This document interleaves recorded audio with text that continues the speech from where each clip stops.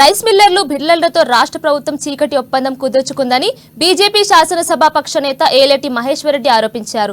జలసౌధలో జరిగిన డీలేమిటి? జలసౌధలో మంత్రి, కమిషనర్ సమక్షంలో రైస్ మిల్లర్లను, కాంట్రాక్టర్లను, బిల్డర్లను పిలిపించి చేసిన చీకటి ఒప్పందం ఏమిటో చెప్పాలన్నారు.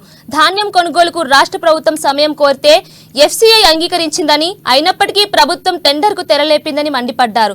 35 లక్షల మెట్రిక్ టన్నుల బియ్యంపై అదనంగా 800 కోట్లు అక్రమంగా వసూలు చేస్తున్నారని ఆరోపించారు. ఈ డబ్బు ఎవరి ఖాతాల్లోకి వెళ్తుందో మంత్రి చెప్పాలని నిలదీశారు.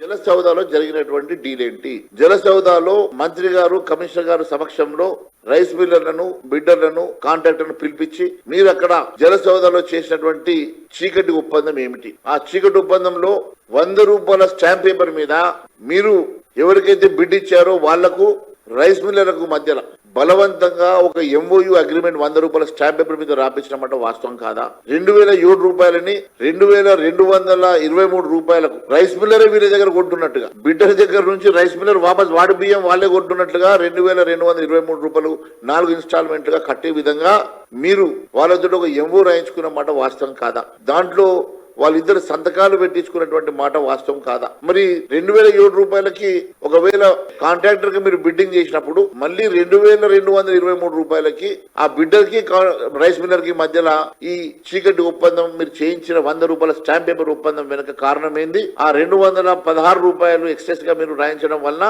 35 లక్షల మెట్రిక్ టన్నుల ధాన్యానికి దాదాపు 800 కోట్లు అదనంగా వసూలు జరిగేటువంటి ఆ డబ్బు ఎవరి ఖాతాలోకి వెళ్తుందో చెప్పాల్సినటువంటి అవసరం మరి మంత్రి గారి మీద లేదా అని అడుగుతున్నా. నేను ధాన్యం దక్కించుకున్నటువంటి ఆ కాంట్రాక్టర్లకి మీరు ఇచ్చినటువంటి గడువు కేవలం 90 రోజులు. కానీ ఎట్లైనా మాకు ఎక్స్టెన్షన్ వస్తుందని చెప్పి వారు 4 నెలలు 6 నెలలు అగ్రిమెంట్ లో వారికి 4 ఇన్స్టాల్మెంట్ ఇచ్చి 4 ఇన్స్టాల్మెంట్ లో పేమెంట్ చేసేటట్టుగా ఎంఓయూలో రాయించుకున్నమాట వాస్తవం కాదా? మరి నిన్న మే 23 తారీఖు వాళ్ళ డేట్ అయిపోయింది. ఇది చేసిన తర్వాత జలసౌదాలో జరిగిన